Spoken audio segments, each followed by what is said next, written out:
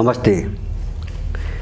मैले आज नेपालमा धेरै चर्चा भइरहेको हुन त यस्ता घटनाहरू बारम्बार चर्चामा आउने गरेका छन्।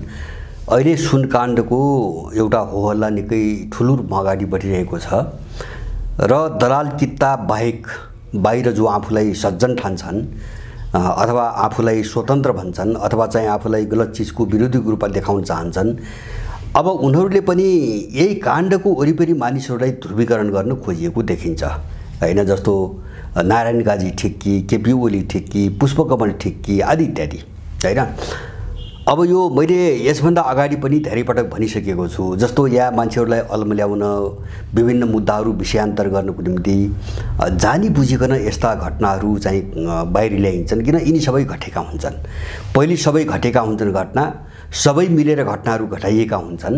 त्यसपछाडि कुन विदेशी शक्तिलाई र त्यसको कुन दलाललाई के मुद्दा बाहिर ल्याउँदाखेरि कसरी खेल्न सकिन्छ भन्ने योजनामा यस्ता घटनाहरू बाहिर ल्याइन्छन् र सानातिना केही मान्छेहरूलाई शिकार बनाएर यस्ता घटना थामथुम पारिन्छन् र बाहिर ल्याइसकेर अब त्यसको आधारमा धेरै ठुला ब्ल्याकमेलिङहरू हुन्छन्, सौदाबाजी हुन्छन्, विभिन्न शक्ति केन्द्रहरूका स्वार्थहरू पूर्ति हुन्छन् र एकाध कर्मचारीहरू, एकाध पुलिसहरूलाई चाहिँ तपाईको शिकार बनाएर यिनी थामथुम पारिन्छन्। यो प्रक्रिया आजको मात्रै होइन। हामीले जस्तो सुनकाण्डसम्म आउँदाखेरि पनि योभन्दा अगाडि पनि धेरै हो। मैले 47-49 सालदेखिकै म तपाईहरुलाई कुरा गर्छु। मेरो आफ्नो बुझाइ त कस्तो छ भने यो व्यवस्था नै, व्यवस्था भन्नाले यो दलाल व्यवस्था, यो संसदीय व्यवस्था, यो काण्डहरूको व्यवस्था हो र यो काण्डहरू गराउनकै निम्ति चाहिँ तपाईको थोपरिएको व्यवस्था हो। त्यसकारणले गर्दाखेरि अब यो भ्रष्ट व्यवस्था भित्र हुने भ्रष्टाचारका कुराहरूमा अब यो ठिक कि त्यो ठिक अथवा यसले पहल गर्यो कि त्यसले पहल गर्यो, यस्ता मुद्दाहरूमा हामीलाई निकै लामो समयदेखि यिनीहरूले घुमाउँदै आएका छन्। जस्तो चाहिँ घटनाहरूकै कुरा गर्ने हो भने मलाई लाग्छ 47 सालपछिको इतिहास त अपराधहरूको इतिहास हो। यो दलीय इतिहास भनेको जघन्य अपराधहरूको इतिहास हो। मैले हत्या हिंसाको पाटोमा आज कुरा गर्दिनँ। जस्तो भ्रष्टाचारका कुरा गर्ने हो भने पनि काण्डका, जस्तो लाउडा काण्ड, धमिजा काण्ड, गिरिजाको पालादेखि यो 48-49 सालदेखि लाउडा काण्ड, धमिजा काण्ड, चेजिएर काण्ड, पजेरो काण्ड, मल काण्ड, व्हाइट बडी काण्ड, आयल निगम काण्ड, वायु सेवा काण्ड, ओमनी काण्ड, यति काण्ड, ललिता निवास, भुटानी, सुन, एनसेल, गुठी जग्गा, क्यान्टोनमेन्ट र व्यक्ति पछि बनाएका प्रतिष्ठान र ट्रस्टहरू हैन, यिनको धन्दै यही छ सधैँभरि। तर हामीले मैले बारम्बार भन्छु, हामीले बुझ्ने कुरा के हो भन्छ भने नेपालको यो दलाल झोले तन्त्र भनौँ, सबै चाहिँ पार्टीका झोलेहरू छन्। किन पार्टीलाई सर्वेसर्वा बनाएको छ विदेशीले, अब यहाँ संविधान कानुनले काम गर्दैन। यो झोले तन्त्रमा पार्टीको मुख्य व्यक्ति वा सरकारमा रहेको मुख्य पात्रहरूको संलग्नता बेगर कर्मचारीले एउटा पनि काम गर्न सक्दैन, एउटा पनि घटना घटाउन सक्दैन। किन? त्यो कर्मचारी पहिलो कुरो त त्यो डर हुन्छ स्वाभाविक रूपमा हैन, सत्ताको सरकारको आड नभइकन यस्ता ठुला घटनाहरू घट्दै गर्दैनन्। दोस्रो अर्को के कारणले पनि घट्दैनन् भन्छ भने कर्मचारी तन्त्र भनेको झोले तन्त्र हो। त्यहाँ सबै कुनै न कुनै पार्टीका झोलेहरू छन्। त्यसकारणले त्यो पार्टीलाई जानकारी नदिकन, पार्टीमा योजना नबनाइकन कर्मचारीहरूबाट यस्ता घटनाहरू घट्न नेपालमा सम्भव छैन। यो नेपालको एउटा विशिष्ट अवस्था हो। अब हामीले हेर्यौं भने जस्तो 48 साल यता हेर्यौं भने आजका दिनसम्म एकजना पनि राजनीतिक वृत्तको मान्छे कारबाहीको अब अभियोगको भागीदार बनेन हैन। जस्तो नामहरू मुछिए, बार्गेनिङ गर्न, दबाब दिन, तर्साउन, आतंकित पार्न र उसबाट काम गराउनुको निम्ति नामहरू मुछिए हैन। जस्तो चाहिँ तपाईको भुटानी काण्डमा आर्जुको नाम मुछियो, ललिता निवासमा चाहिँ तपाईको के अरे चाहिँ माधव नेपाल र बाबुरामहरूको नाम मुछियो। अब त्यस्तै प्रचण्डका नाम मुछिएका छन्, देउबाका नाम मुछिएका छन्, माधव नेपालका सबैका नाम मुछिएका छन्। मधेसवादीहरू त कोही पनि अछुतो छैन भनेपछि, तर कसैमाथि जो मुख्य व्यक्ति छ नि त्यस कसैमाथि पनि कारबाही हुँदैन, कारबाही भएको इतिहास छैन। पहिले हामीले यो तथ्य, जस्तो अहिले सुनको यो जो चर्चा भइरहेछ, बहस भइरहेछ हो, यो अपराध हो। यो लामो समयदेखि हुँदा पहिले पनि हामीले 33 किलो सुनको निकै ठुलो बबन्डर सुन्यौँ हैन। वामदेवको नाम मुछ्यो, उनै हुन् यो विशाल मात्रामा सुन तस्करी चाहिँ को बाटो खोल्ने भन्ने कुराहरू पनि त्यसबेला मिडियामा आए।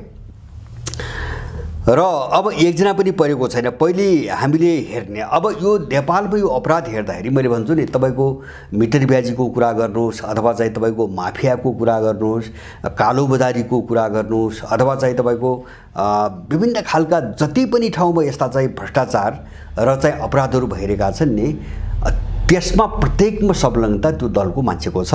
सरकारमा बस्ने प्रधानमन्त्री र तपाईँको मन्त्रीहरूको संलग्नता छ। त्योभन्दा बाहिरबाट कोही पनि अछुतो छैन। मलाई त के लाग्छ भन्छ भने हामी नाम जेसुकै ल्याउँ, जस्तो अहिले मिटर ब्याजी चाहिँ यो विशेष गरिकन यो तराईमा चर्को रूपमा जुन समस्या देखियो अहिले, यसमा हामीले देख्यौँ, यो उजागर भयो। किन त्यो मिटर ब्याजी भनेर त्यो गरिबलाई चाहिँ तपाईँको बर्बाद पार्ने र उसको सर्वस्वरण गर्ने मुख्य धन्दामा लाग्ने मान्छेहरू नै मधेसवादी पार्टीका नेताहरू रहेछन् भन्ने कुरो सबै छरपष्ट भयो, छर्लङ्ग भयो। अब यहाँ अन्त पनि त्यही हो। जस्तो बैंकिङ सङ्कट भनिरहेको छौँ होइन, बैंकमा सबै लगानी यिनकै नेताहरूको छ होइन, मिटर ब्याजी पनि यिनै हुन्, बैंक सङ्कट सिर्जना गर्ने पनि यिनै हुन्, माफियागिरी गर्ने पनि यिनै हुन् होइन, सबै खालको तस्करी गर्ने पनि यिनै हुन्। जस्तो चाहिँ एनसेललाई चाहिँ तपाईँको अरबौँ घुस खाएर होइन तपाईँको राज्यलाई चाहिँ डाम्ने, ठग्ने र अपराध गर्ने पनि यिनै हुन्। भनेपछि हामीले बुझ्ने के हो भन्छ भने नेपालमा जति पनि दुराचार र अपराधका घटना घट्छन् त्यो भनेको पार्टी नेता हो। बस हामीले यति बुझ्नुपर्छ। त्यो पार्टीको नेता हो, त्यो विभिन्न आवरण छ। बैंकिङ क्षेत्रमा चाहिँ तपाईँको एउटा आवरण छ होइन, कालो बजारीमा चाहिँ अर्को आवरण छ, अथवा चाहिँ तपाईँको जस्तो सुनमा अर्को आवरणमा बसिया छ होइन। अब यस्तै चाहिँ जस्तो ओम्नी यति बाहिर देखाउँदाखेरि चाहिँ एउटा पात्र देखाएको हुन्छन् उनीहरूले, तर पछाडि जति पनि क्रियाकलाप हुन् सबै यिनीहरूकै संलग्नतामा हुने घटनाहरू हुन्। त्यसकारणले अपराध भनेको के हो चाहिँ त्यसको पर्याय नेपालमा अपराध, दुराचार र तपाईँको लुटको पर्याय भनेको तपाईँको पार्टी नेता हो होइन, पार्टी नेता अथवा प्रधानमन्त्री र मन्त्रीहरू हुन्। योभन्दा बाहिर हामीले समस्यालाई बहस गर्न थाल्यौँ र यसको समाधान गर्न खोज्यौँ भने हामी जस्तो मूर्ख कोही पनि हुँदैन। उनले हामीलाई निकै ठुलो मूर्ख बनाइरहेका छन्। अब जस्तो यहाँ कस्तो हुन्छ भन्छ भने जस्तो यो मैले भने नि पहिलो कुरो त जस्तो व्यवस्था विदेशीले दिएको बक्सिस हो र यो अपराधी जत्थालाई त्यही विदेशीले यहाँसम्म ल्याएको हो। त्यसकारणले त्यो अगाडि उचाल्नुभन्दा चाहिँ सत्तामा ल्याउनुभन्दा अगाडि यिनीहरूलाई उसले ठुलो लगानी गरेको हुन्छ र विभिन्न घटनामा चाहिँ फसाएर एउटा प्रमाण जुटाएर बसेको हुन्छ विदेशी होइन। जस्तो चाहिँ तपाईँको अब हामीले काङ्ग्रेसले देशविरुद्ध गरेका अपराध हेऱ्यौँ, एमाले गरेका अपराध हेऱ्यौँ, माओवादीले गरेका अपराध हेऱ्यौँ, अथवा चाहिँ मधेसवादीले गरेका अपराध हेऱ्यौँ। अपराधै अपराध गरे। किन हुन्छ भने उनलाई सत्तामा त्यसै कारणले मात्रै ल्याइएको छ होइन। जस्तो तपाईँ र यिनी सबैलाई अपराध गराइएको छ र त्यो प्रामाणिक रूपमा उनले राखेका छन् होइन, आफ्नो स्वार्थको निम्ति गराए तर प्रमाण राखेका छन्। जस्तो एउटा तपाईँहरूलाई म उदाहरण दिन्छु। मैले भने गिरिजाको पालादेखि संस्थागत रूपमा भ्रष्टाचार र देश लुट्ने अभियान सुरु भयो। त्यो बिचारो पनि त्यो बाटो गिरिजाले खोलेको हो।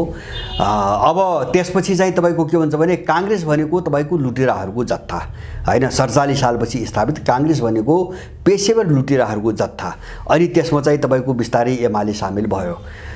अब तर पछाडि शाही कालमा आएर के भयो भन्छ भने खुमबहादुर र गोविन्दराज जोशी जस्ता मान्छेहरू डामिए। त्यसको कारण बेग्लै थियो होइन, तिनी अरू कुनै शक्ति केन्द्रको भाजन बनेका थिए। तर खुमबहादुर र चाहिँ तपाईँको गोविन्दराज जोशी भन्दा 1000 गुणा ठुला भ्रष्टाचार गर्ने कसैमाथि पनि तपाईँको प्रश्न उठेन होइन। जस्तो गिरिजामाथि उठेन, गिरिजाका वरिपरिका मान्छेमाथि उठेन होइन, उनका चाहिँ आफन्तहरूका बारेमा काहीँ पनि कुरो उठेन। त्यसकारणले भ्रष्टाचार गराउँछन्, सबै मुछेका हुन्छन् सानो ठुलो स्केलमा सबै। तर अब कसलाई कुन बेला के गर्ने भन्ने रणनीति उनको बन्यो भने ठ्याक्कै यस्ता केसहरू झिक्ने र केहीलाई शिकार बनाउने बस होइन। तपाईँको काङ्ग्रेसमा 2-3 जना व्यक्तिलाई शिकार बनाए, त्यसपछि टुङ्गो काङ्ग्रेस चोखो भयो। सारा तिनी लुटेरा पेसेवर लुटेराहरू सबै चाहिँ तपाईँको चोखा भए। जस्तो माओवादीकै पनि हामीले इतिहास हेरौँ। युद्धकालमा युद्ध अपराध माओवादी मात्र होइन, सेना पुलिस विदेशी शक्तिले सबैलाई गराएको छ। म त्यहाँ अहिले गएन। जस्तो माओवादीकै कुरा गर्ने हो भने युद्धकालमा मानवता विरोधी अपराध भन्छ नि अहिले यिनले, यो त गरेका थिए भने यिनलाई कहिले थाहा थिएन, त्यो युद्धकालमै थाहा थिए र गराएको पनि तिनले हो। जस्तो क्रूरतापूर्वक चाहिँ जसरी निर्दोष मानिसहरूलाई माओवादीले घाँटी रेटेरै मार्यो, झुन्ड्याएरै मार्यो, रुखमा टाँगेरै मार्यो, यो सब गराइएको हो। यो एउटा बर्बरताको प्रदर्शन थियो होइन, गरायो। उनले चाहिँ युद्ध अपराध भनौँ, अब त्यो युद्धै थिएन, के अपराध हुनु, सबै अपराधै अपराध थियो।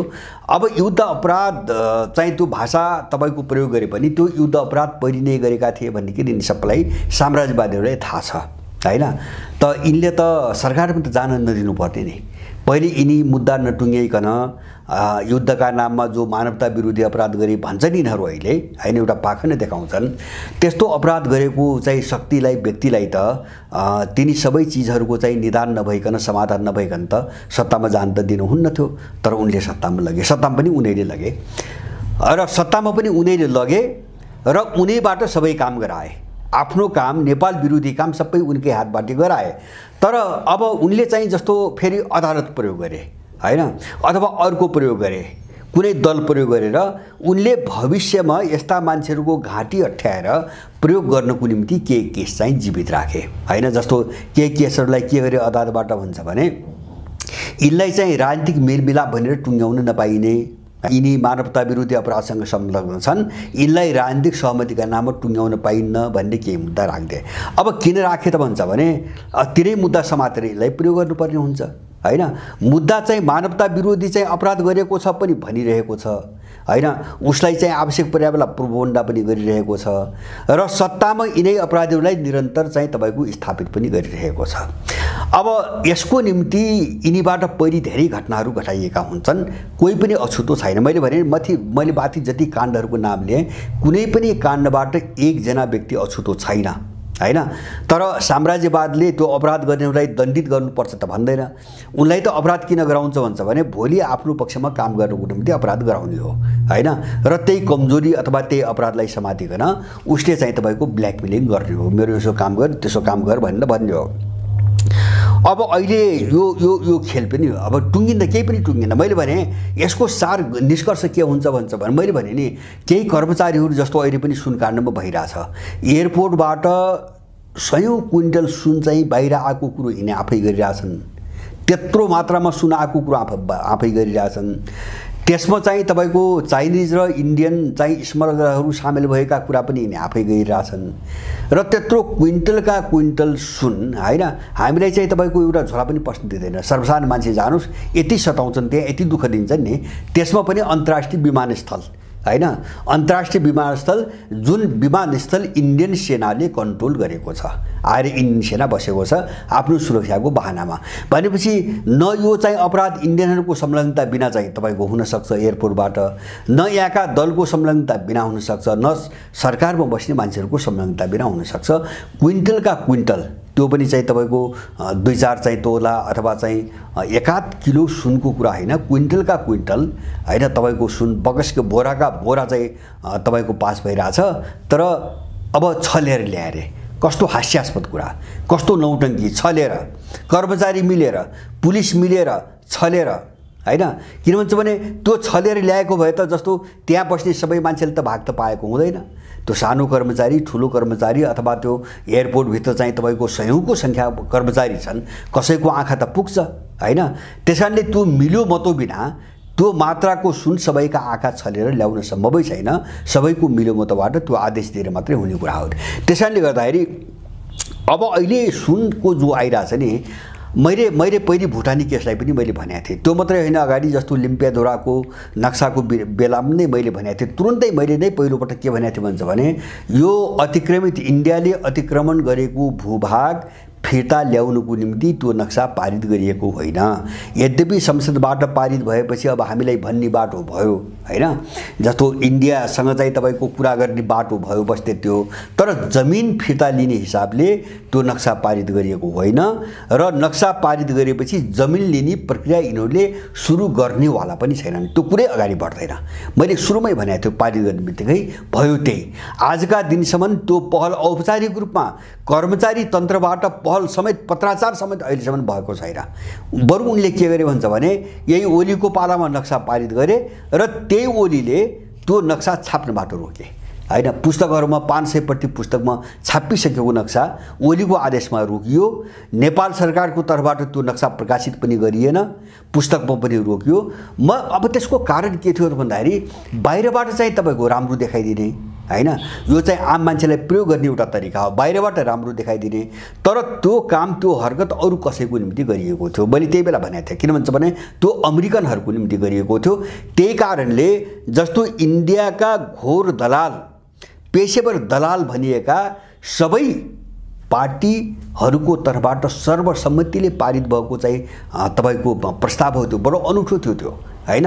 जस्तो इन्डियनहरूले गठन गरेका मधेसवादी गुटहरू सहित र बाबुराम जस्तो, हैन, तपाईको एउटा चाहिँ क्रूर चाहिँ तपाईको एउटा देशद्रोही, बर्बर देशद्रोही समन एकजुट भएर चाहिँ तपाईको पारित गरेको नक्सा हो, हैन। कारण के थियो त भन्दाखेरि सत्तामा बिजेपी थियो, हैन। अब बिजेपी की चाहिँ जस्तो बाबुराम बिजेपीको उत्पत्ति थिएन, रको उत्पत्ति थियो। मधेसवादी ग्याङहरू सबै रले बनाएको थियो। बिजेपीसँग यिनको कडी कमजोर थियो। अब अमेरिकनहरूले यो चाहिँ चीनसँग अमेरिकनहरूको रणनीतिमा इन्डिया एउटा मुठभेडको बाटोमा जान आनाकानी गर्दै गइसकेपछि र चीनसँग केही सम्झौताहरू इन्डियाको हुन सुरु गरिसकेपछि त्यो इन्डियालाई आतंकित बनाउन र त्यही मुद्दा समातेर भोलि इन्डियालाई ठेगान लगाउनको निम्ति पश्चिमाहरूले पारित गराएको मुद्दा मात्रै थियो। बस त्यो कस्तो थियो भन्छ भने 1948 मा चाहिँ पश्चिमाहरूले काश्मीरमा जनमत सङ्ग्रह गराउने भनेर एउटा चाहिँ तपाईको निर्णय गराए, है, राष्ट्रसङ्घको महासभाबाट निर्णय गराए। जुन बेलासम्म चाहिँ तपाईको इन्डिया रुसी धुरीमा, सोभियत सङ्घको धुरीमा थियो, त्यो बेलासम्म काश्मीरमा जनमत सङ्ग्रह गरे, हैन। वर्षेनी हो हल्ला चलाए, काश्मीरको मुद्दा उठाए। तर 91 मा सोभियत सङ्घको विघटन भएपछि जब इन्डिया अमेरिकन कित्तामा गयो त्यसपछि काश्मीरको कुरा उठाउन उनीहरूले बन्द गरे। आजसम्म उनीहरूले काश्मीरको कुरा उठाउँदैनन्, हैन। यो खेल हो एउटा, हैन। खेलाउनुको निम्ति पनि कतिपय यसो हेर्दाखेरि एजेन्डा रामरास्ता देखिने, तर त्यो बाहिर ल्याएर उनीहरूले अरू कसैको निम्ति काम गरिरहेका हुन्। जस्तो भुटानी त्यही भयो, हैन। आरजुको नाम आयो, पक्राउ गरेनन्, बार्गेनिङ मात्रै गरे। ललिता निवासमा माधव नेपाल र चाहिँ बाबुरामको नाम आयो, बार्गेनिङ गरिरहेछन्। ऊ अहिले माधव नेपाललाई प्रयोग गरेर घुमाएर होली वाइन चाहिँ चर्चको नेता यहाँ एकनाथ ढकालले सैर गराइरहेछन्, कम्बोडिया कता कता सैर गरिरहेछन्। मलाई लाग्छ उनीहरूले होली वाइनको पक्षमा चाहिँ एउटा चाहिँ प्रचार चाहिँ अभियानमा माधव नेपाललाई जुटाछन्, यहाँ ललिता निवास चाहिँ उब्काएर, हैन। तर पकड्दैनन्, त्यो बार्गेनिङ हो। र सुनकाण्ड पनि यही हो। जस्तो अहिले केही मान्छेहरूले बरालिरहेछन्, नारायण काजी जिन्दाबाद। यहाँका टाट पल्टेका केही बौद्धिक भनिनेहरू, हुलिया निस्किएका केही बौद्धिक भनिनेहरू नारायण काजी वाइफाई गरिरहेछन्, प्रचण्ड वाह गरिरहेछन्, हैन। कसैले ओली वाह गरिरहेछन्, हैन। त्यत्रो सुन कसरी आयो? गृहमन्त्रीले राजीनामा दिनुपर्छ, वाह ओलीले क्या कुरो उठायो, हैन। अथवा चाहिँ यी धमाधम चाहिँ तपाईँको पकड्ने आँट गर्यो नारायण काजीले, वाह के काम गर्यो, हैन। मान्छेलाई के हुन्छ भने यिनै भ्रष्टाचारीका वरिपरि घुमाइराख्ने, हैन, बराली राख्ने। अब यो रणनीति सधैँभरि हुँदै आएको नेपालमा अहिले सुनमा पनि त्यही भइरहेछ। र मैले यसका पछाडि मुख्य रूपमा 3टा कारण देख्छु, हैन। यसलाई धेरै लामो पनि म गर्न चाहन्न। मैले 3टा कारण बेसिकली के देख्छु हुन्छ भने, एउटा त यो व्यवस्था प्रणालीमा अथवा चाहिँ यो सत्तामा जब सङ्कट बढ्दै जान्छ, हैन, अनि ध्रुवीकरण सुरु हुन्छ। जस्तो नेपालमा अहिले भएको छ नि, ध्रुवीकरण एक खालको कस्तो हुन्छ भने, यद्यपि अहिले आम मान्छेहरूमा त्यो दलहरू विरोधी ध्रुवीकरण छ, तर सारमा भित्र अन्तर्यमा हेर्नु हो भने दलको विरोधी भएर जाने भनेको त्यो व्यवस्था विरोधी भएर जाने हो, हैन। अब त्यसले चाहिँ तपाईको नयाँ चिज खोज्ने हो, हैन। अब नयाँ चिज नभइकन हुन्न भन्ने हो। यद्यपि त्यस्तो खालको बाटो नपाइकन मान्छे चाहिँ अब जस्तो भोटको प्रसङ्ग आउँदाखेरि कतै हालिदिएर त्यो आफ्नो कुरा छ, हैन। अथवा सडकमा कुनै नाराहरू मन पर्यो, यिनका विरुद्धमा कसैसँग गएर चाहिँ तपाईको सामेल भइदिएला, त्यो छुट्टै कुरा हो। तर ध्रुवीकरण तीव्र रूपमा भइरहेछ। अब यो ध्रुवीकरणलाई रोक्नको निम्ति अब यहाँ एउटा षड्यन्त्र के छ भन्छ भने, व्यवस्था विरुद्ध, यो दलाल व्यवस्थाका विरुद्ध र विदेशीले बोकेका दलालहरूका विरुद्ध ध्रुवीकरण अगाडि नबढोस्, ध्रुवीकरण अगाडि नबढोस्, ध्रुवीकरण त्यस्तो होस् नहोस्। त्यसैले ध्रुवीकरण भए पनि यो व्यवस्थाकै परिधिभित्र पात्रहरूका बीचमा मात्रै ध्रुवीकरण होस्, विषयमा ध्रुवीकरण नहोस्, हैन। विषयमा ध्रुवीकरण भयो भने यिनको जगै सिद्धिन्छ, भत्किन्छ। त उनले उठाएका पात्रहरू, उनकै पात्रहरूको बीचमा ध्रुवीकरण भएपछि त के हुन्छ भने व्यवस्था त सुरक्षित भयो। अब ध्रुवीकरण त यहाँ हुने भएन नि। अब ध्रुवीकरण कहाँ हुने भयो? केपी ओली कि नारायण काजी भन्नेमा ध्रुवीकरण भयो। के मतलब त्यसको, हैन। अथवा चाहिँ तपाईको जस्तो योभन्दा अगाडि भुटानी काण्ड आयो, हैन। तपाईको के अरे चाहिँ एउटा काङ्ग्रेसका परेर नै खाँड, हैन। अब खाँड कि चाहिँ अर्को, हैन के मतलब त्यसको जस्तो कांग्रेसमा देखिन्छ नि अहिले हैन खाँटलाई चाहिँ तपाईको जोगाउने र नजोगाउने ल नजोगाउने भन्ने जो व्यक्तिहरू छन् तिनकै व्यक्तिहरूको पक्षमा उभिनुको पनि के मतलब हैन अब आर्जुलाई चाहिँ सुरक्षित राख्ने हैन जसले खाँटलाई निशाना बनाइरहेछन् नि अहिले आर्जुको विषयमा नबोल्ने शेरबहादुरको विषयमा नबोल्ने आफ्नै विषयमा नबोल्ने हैन उनी कहाँ अछुता मान्छे हुन् करोडौं त्यत्रो भ्रष्टाचारको चाहिँ केसहरू बारम्बार उनका आइरहेछन् हैन तर अब त्यहाँ चाहिँ फसाउने अब त्यहाँ व्यक्तिमा फसाउने आर्जु भर्सेस उनको विरोध गर्ने अथवा बालकृष्ण खास भर्सेस उनको विरोध गर्ने त्यहाँ फसाइदिने त्यहाँ गोलचक्रमा घुसाउने र साम्राज्यवादको जो डिजाइन हो र जुन व्यवस्था उसको यसका विरुद्धमा हुने ध्रुवीकरणलाई रोक्ने एउटा ध्रुवीकरणलाई रोक्नका लागि गोलचक्रमा अल्मल्याउने एउटा कुरा छ मैले भने नि यो के कारणले हो भन्छ भने यो निष्कर्षमा जाँदैन हामीले लाउरादेखि हेरिरहेछौँ हैन कति भयो ल 50 सालै तपाईको गने पनि 30 वर्ष भयो हैन यस्ता चाहिँ तपाईको 30 वर्षमा 60 वटा यस्ता चाहिँ जघन्य अपराध काण्डहरू भएका छन् तर एउटा पनि चाहिँ राजनीतिक तहको व्यक्ति कारबाहीमा परेको छैन भनेपछि अब सुन पनि हुने के हो बढीमा एका चाइनिज पक्रेलान् त्यो म मान्छु हैन अथवा एकाध इन्डियन पक्रेलान् त्यो म मान्छु जस्तो यहाँका कर्मचारी त पर्ने भए यहाँका पुलिस पनि तपाईको पर्ने भए हैन किन यहाँ त कसरी मिलाइया हुन्छ भने दलहरूले चाहिँ माथिल्लो स्तरको माफिया परिचालन गरेका हुन्छन् त्यो माफियाले चाहिँ तपाईको तल कर्मचारी परिचालन गरेका हुन्छन् त्यसकारणले जो कर्मचारीहरू संलग्न हुन्छन् नि उनीहरूले कतिपयलाई के पनि थाहा हुँदैन भन्छ भने यहाँ दलको मान्छे सरकारको मन्त्री छ भन्ने कुरो पनि उनलाई थाहा हुँदैन किन उनलाई चाहिँ दोस्रो वा तेस्रो खालको नेटवर्कले प्रयोग गरिरहेको हुन्छ ताकि त्यो मूल चाहिँ जो खलनायक हो त्यो चाहिँ जोगियोस् गिरफ्तार हुनेहरूको चाहिँ तपाईको पन्जाबाट जोगियोस् उसबाट नपोलियोस् यो सबै उनले मिलाएका हुन्छन् त्यसकारणले एउटा ध्रुवीकरणलाई रोक्ने हो यसको पछाडीको उद्देश्य दोस्रो चाहिँ मैले भुटानी केसमा मैले भनेको छु भुटानी केसमा भनेको छु ललिता निवास केसमा पनि भनेको छु र मैले सुनकाण्डमा पनि के भन्छ भने विदेशी शक्तिहरूले कुनै डरलाग्दा योजनाहरू भित्रबाट यिनका हातबाट गराउने जब चाहिँ काम सुरु गर्छन् अब त्यो चाहिँ विवादमा नआओस् त्यो बहसमा नआओस् र त्यो मान्छेको ध्यान त्यतातिर नजाओस् भनेर यस्ता घटनाहरू उकाइन्छन् ताकि मान्छे अन्तै बरालिन्छ हैन जस्तो भुटानीमा बराल्यो के पायो हेर्न राख्ला छानबिन भन्छ बयान भन्छ के भन्छ अब वर्षौं यस्तै गुजार्छ त्यसपछि सबैको रुचि मर्छ सेलाउँछ हैन लाउडा साउडा पनि यस्तै भएका हुन् लाउडा धमिजा पनि यस्तै भएका हुन् पजेरो काण्ड पनि यस्तै भए हैन कतिसम्म चाहिँ मान्छेले ध्यान दिइराख्छ यसले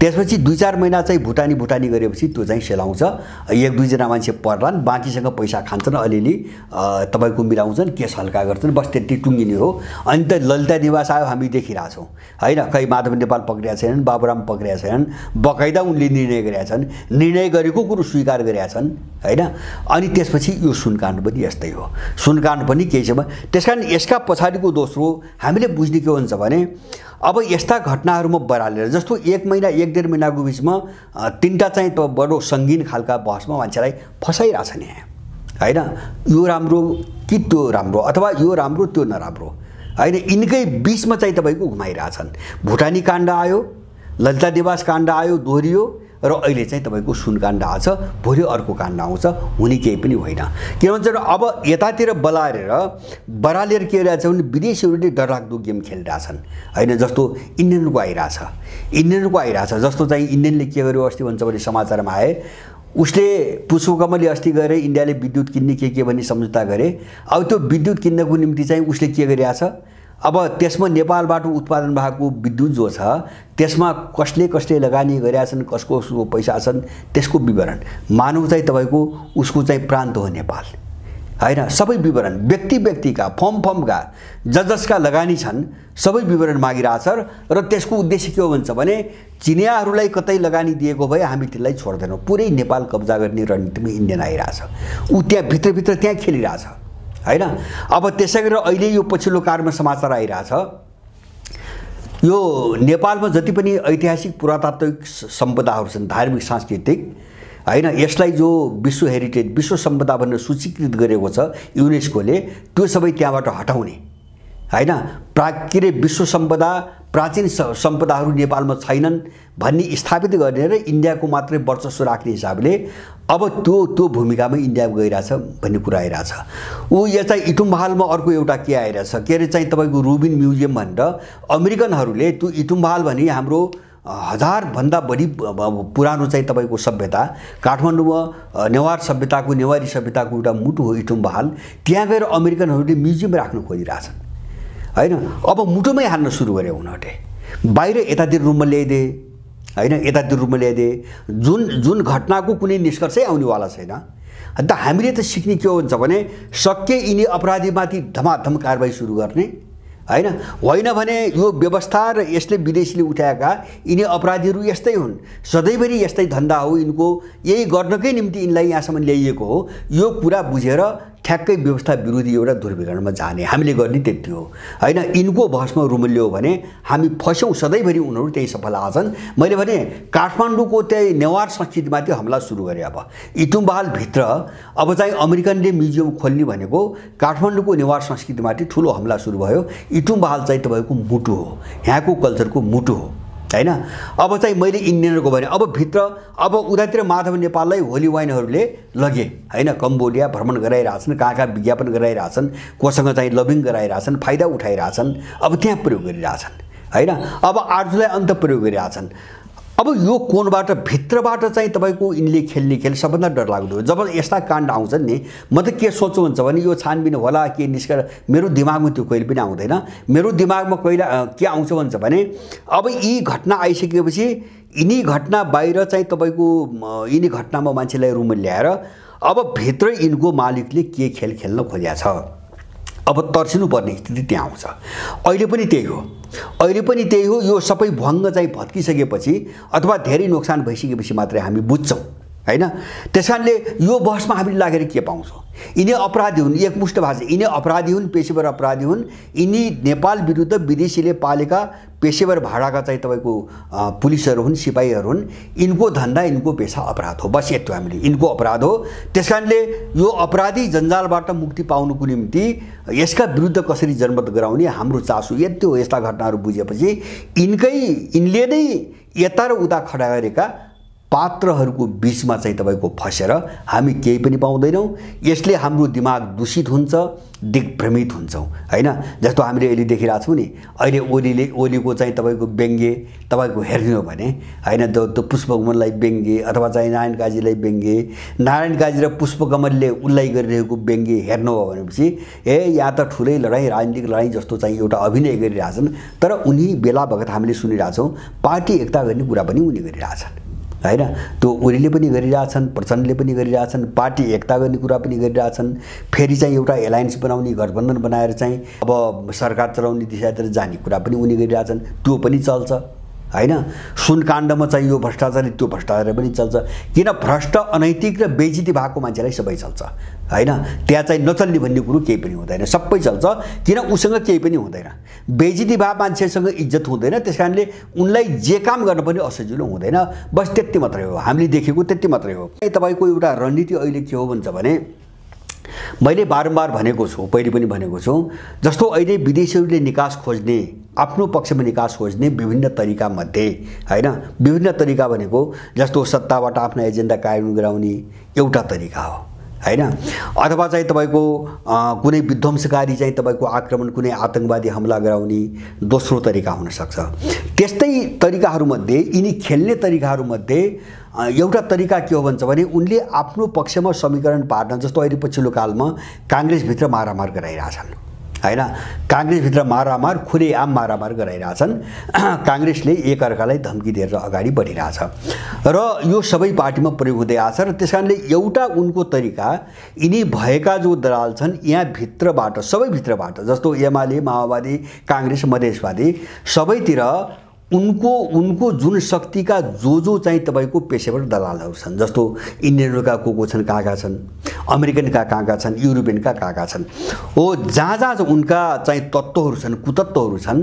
अब तिनलाई एक ठाउँमा ल्याउनुको निम्ति सबै पार्टीभित्र एउटा विग्रह अन्तर्विरोध पैदा गरिदिने र सकेसम्म आफ्नो पक्षमा चाहिँ तपाईको त्यसको परिणाम चाहिँ तपाईको निकाल्ने र भोलिको निम्ति भविष्यको निम्ति अगाडि बढ्नको निम्ति एउटा ठोस कङ्क्रिट खालको एउटा समीकरण हैन जस्तो कांग्रेसभित्रको इन्डियन कित्ता एमालेभित्रको इन्डियन कित्ता माओवादीभित्रको इन्डियन कित्ता अथवा मधेसवादीको इन्डियन कित्ता एक ठाउँमा भोलि एलायन्स भन्छन् नि अमेरिकनहरुको अर्को ठाउँमा युरोपियनको अर्को ठाउँमा यसरी चाहिँ तपाईको त्यो ध्रुवीकरण आफ्नो पक्षको ध्रुवीकरणलाई सहज बनाउनको निम्ति यिनले त्यहाँभित्र लडाई दिन्छन् जस्तो कांग्रेसमा पछि देखिरहेका छौं नि लडाई दिन्छन् र त्यो लडाउनुको निम्ति अराजकता पैदा गर्छन् जस्तो अहिले आइरहेछ नि यो त अराजकता मात्र हो जब यसको समाधान निस्किन्न भने यो अराजकता मात्रै हो जस्तो भुटानी काण्ड बाहिर ल्याए अराजकता फैलाए हैन ललिता निवास भने अराजकता फैलाए सुन काण्ड भने अराजकता फैलाए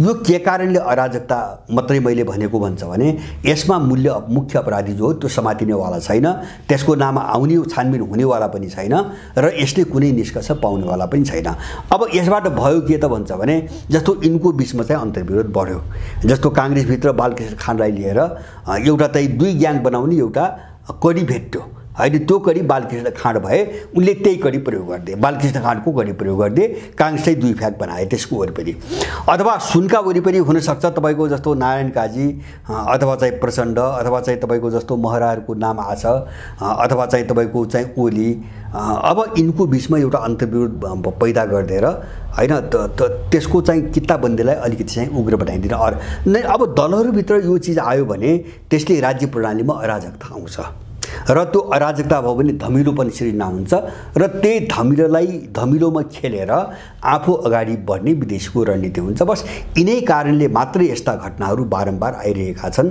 छानबिन गर्ने हिसाबले होइन हैन यसमा भ्रम नरहोस् छानबिन गर्ने हिसाबले होइन मैले पहिले पनि भने क्विन्टल भनेको जस्तो त्यो बोराका बोरा हो हैन त्यत्रो मात्रामा चाहिँ एयरपोर्टबाट चाहिँ तपाईको सुन बाहिर आउँछ हैन अनि चाहिँ तपाईको पक्राउ गर्दैन त्यो बाहिर आउँदाखेरि पक्राउ हुँदैन अनि के भन्छ भने त्यो सुन राखेको ठाउँसम्म पनि यहाँको पुलिस जान सक्छ हैन तर के भन्छ ए सुन त सबै निकालेर खोक्रा मात्रै राखेको रहेछ हैन जस्तो ठमेलको खोक्रा मात्रै छ रे त्यहाँ भित्र भएको सुन चाहिँ निकालेर लैसकेका छ रे हैन त्यो निकाल्दासम्म पनि यसले चाल पाउँदैन अनि त्यहाँ चाहिँ कहाँ राखेको छ भनी थाहा पाउने पुलिसले निकालेर कहाँ लग्यो होला त्यो पनि थाहा छ र मान्छे त त्यही हो नि हैन मान्छे त त्यही हो हैन जसले एयरपोर्टबाट निकाल्यो अथवा चाहिँ ठमेलसम्म लग्यो ठमेलबाट सार्ने मान्छे पनि त त्यही होला अनि त्यो मान्छेको चाहिँ तपाईको लिंक कहाँ छ त्यो त्यसलाई थाहा नहुने कुरा भएन सबै नौटंकी सबै नाटक हैन बिल्कुल बेकुब बनाउने यहाँको मान्छेलाई बेकुब बनाउने र भित्रबाट अर्को खेल खेल्ने बस यो भन्दा बढी केही पनि छैन त्यसकारणले मैले आज यो यति कुराको निमित्त मात्रै उठाएको कि यस्ता चीजहरुलाई कसरी हेर्ने भन्ने दृष्टिकोण हाम्रो स्पष्ट नहुँदा हामी धेरै भ्रमित भयौं हैन र यी अपराधीहरुको आयु लाम्बिदै गयो हैन ध्रुवीकरण कहाँ हुनु पर्थ्यो हैन त्यो भएन हैन हामीले त्यो बुझ्न सकेनौं इनका खेल इनका तिगडमबाजी इनका धोखाधडी र यो रणनीति यत्रो अनुभव गरिसकेपछि त हामीले बुझ्नु पर्ने हो किन भन्छ भने यस्ता घटना आज होइन चाहिँ 47 सालबाट निरन्तर हुँदै आएका छन् र सबै अनिर्णित छन् हैन यो त यस्तो देश हो मान्छेले सामान्य मान्छेले पनि बुझ्ने के हुन्छ भने राज परिवार मार्दाखेरि त छानबिन नहुने देश हो यो कुनै टुङ्गो नलाग्ने हैन कुनै निष्कर्षमा नपुग्ने राज्य प्रणाली मैले देशको भने राज्य प्रणाली हो भनेपछि अब यसले अब सुन चाहिँ कसले तस्करी गर्यो यसले कहाँबाट ल्याउँछ आफै गरिरहेछ कहाँबाट ल्याउँछ हैन भुटानी भन्छ जसले भुटानीको केस चाहिँ बाहिर ल्याए भन्छ उही संलग्न छ अनि चाहिँ तपाईको कहाँबाट निष्कर्षमा पुग्छ जलते ललिता निवास भन्यो त्यही संलग्न छ बाबुराम संलग्न हुने भनेको प्रचण्ड संलग्न हुने होइन इनको पार्टी त एउटै थियो नि त्यो पार्टीको अध्यक्ष चाहिँ प्रचण्डै थिए बाबुराम प्रधानमन्त्री हुने बेला हैन प्रधानमन्त्रीको लगाम चाहिँ पार्टीमै हुन्छ दुनियाले बुझेको कुरा हो अनि प्रचण्डलाई थाहा हुँदैन ललिता निवास काण्ड चाहिँ प्रचण्डलाई थाहा हुँदैन हैन अरु त जम्मै कोही लिने भएकै एमाले त घरि नै लिने भित्र परिहार्यो माने यस्तो नौटंकीसँग हामी जोगिन एकदमै जरुरी छ ठीक छ यस्ता उदाङ्गी हुन् यसले हामीलाई फाइदै गरेको छ किनकि इनको आपराधिक चेहरा उदाङ्गो हुँदै गएको छ अझै थुप्रै यस्ता घटनाहरू आउन पनि बाँकी छन् तर हामी बराली नै यहाँ होइन हैन। हामी जस्तो यो जिन्दाबाद र त्यो जिन्दाबाद, यो मुर्दाबाद र त्यो मुर्दाबाद, हामी यो दलाल कित्ताभित्रै रुमल लिएर यसरी यिनकै बिचमा विभाजित भयो भने देशले निकास पाउँदैन। त्यसकारणले गर्दाखेरि यो यिनीहरूको धर्म हो, सबैको धर्म हो, सबैले मिलेर गरेका हुन्। बस बुझ्ने त्यति हो। मैले भने यत्रो चाहिँ तपाईँको क्विन्टल, यति 100 किलो सुन तपाईँको एयरपोर्टबाट आएको छ हैन। एउटा स्वस्थ मानसिकता भएको मान्छेले के कल्पना गर्न सक्दैन भन्छ भने त्यो सबै पार्टीहरूको जानकारी बिना र सहमति बिना क्विन्टलका क्विन्टल सुन बाहिर आउँछ भन्ने कुरो राम्रो मानसिकता भएको मान्छेले कल्पनै गर्न नसक्ने कुरा हो। किन भन्छ भने त्यो एयरपोर्टमा सबैका झोले छन्। यो सामान्य बुझ्न सकिने कुरा हो। एमाले, काङ्ग्रेस, माओवादी, मधेसवादी सबैका झोले छन्। किन नियुक्त यिनले गर्ने हो हैन। त्यो पनि आफ्नै कोटाबाट नियुक्त गरिरहेछन् मुख्य मान्छेहरू यस्तो ठाउँमा। जब सबैका झोले छन् भने त्यो सबैलाई जानकारी छ। अब अरू कसैले अर्को गेम खेल्नको निम्ति यस्ता चिज ल्याउँछ तर निष्कर्षमा जान दिन्न र यस्ता केस ल्याउँछ, बार्गेनिङ गर्छ हैन। जस्तो महराको नाम ल्याइदिए अब के भन्छ भने अब प्रचण्डको घाँटी समात्ने बाटो खुल्यो हैन। अब प्रचण्डको घाँटी समातेर के काम गराउँछ, महरा त उनको पार्टीमा छन् हैन। अथवा भोलि अर्को को पनि नाम आउला, काङ्ग्रेसको कुनै मान्छेको नाम आउला हैन, त्यहाँ घाँटी समात्ने। अब यो चाहिँ तपाईँको दाउपेच भन्दा यस्ता घटनाहरू बाहिर जाँदैनन्। त्यसैले घटनालाई कसरी हेर्ने त्यो विषयमा स्पष्ट हौँ। मेरो धेरै चाहिँ जोड छ, यहाँहरू सबैसँग जोड छ। किन भन्छ भने देश यही चक्रव्यूहमा फसिरहेछ र हामीले चाहिँ अब यो व्यवस्था जस्तो मैले भने नि, मैले 2-3टा कुरा हेरे पुग्छ भन्छु। जस्तो व्यवस्था विदेशीको बक्सिस हो र त्यो नेपालमा अपराध गर्नकै निम्ति लादिएको हो पहिलो कुरा। र यिनी जो पात्रहरू छन्, यिनी पात्रहरू नेपाली जग र नेपाली धरतीबाट उठेका होइनन्, उठाएको विदेशीले हो, सत्तामा ल्याएको पनि विदेशीले हो। यति कुरा बुझ्यौँ भने यिनको शासनमा, यिनको सत्तामा र यिनको पहलमा हुने जति पनि घटनाहरू हुन्छन् ती षड्यन्त्रका उपज हुन्छन्। ती कुनै तार्किक वा न्यायपूर्ण निष्कर्षमा पुर्याउनुको निम्ति घटेका घटना हुँदैनन् हैन। किन भन्छ भने न व्यवस्था न दल कोही पनि नेपालको होइन। जब होइन भने यहाँभित्र हुने कुनै पनि घटना नेपालको पक्षमा घट्दैन अथवा जो बाहिर आउँछन् त्यसले देशको पक्षमा निष्कर्ष पाउँदैन। यो त लाटाले पनि बुझ्ने कुरा हो। त्यसैले हामीले ध्रुवीकरणलाई अलिकति सहज बनाऊँ ताकि यिनको विरुद्धको लडाईँ अलिकति भरपर्दो ढङ्गले अगाडि बढोस् भन्ने मेरो चाहना अन्तर्गत यो मुद्दा धेरै उछाल्न थाले, मान्छेहरूले धेरै उछाल्न थाले। उछाल्ने भन्दा पनि यिनै गलत व्यक्तिहरूका वरिपरि मान्छेलाई चाहिँ घुमाउन थाले, ध्रुवीकृत गर्न थाले। यसले हामीलाई भोलि नोक्सान पुर्याउँछ। हामी व्यवस्था विरुद्ध जाउँ, हामी यसलाई चाहिँ थोपर्ने साम्राज्यवाद शक्तिका विरुद्धमा जाउँ र त्यसले उठाएर सत्तामा ल्याएका यो अपराधी दफाका विरुद्धमा जाउँ। बस ध्रुवीकरण यिनी यस्तै हुन्, यिनको पेसा यही हो, यिनको धर्म यही हो, यिनको ड्युटी यही हो। यति बुझेर गइदिउँ भने त्यो चाहिँ सिङ्गो देशको निकासको पक्षमा एउटा राम्रो र अनुकूल ध्रुवीकरण हुन्छ भन्ने मलाई लाग्छ। मैले यतिको निम्ति मात्रै आज यो सुनकाण्डको विषयमा उठाउने कोसिस गरेको हुँ। धन्यवाद।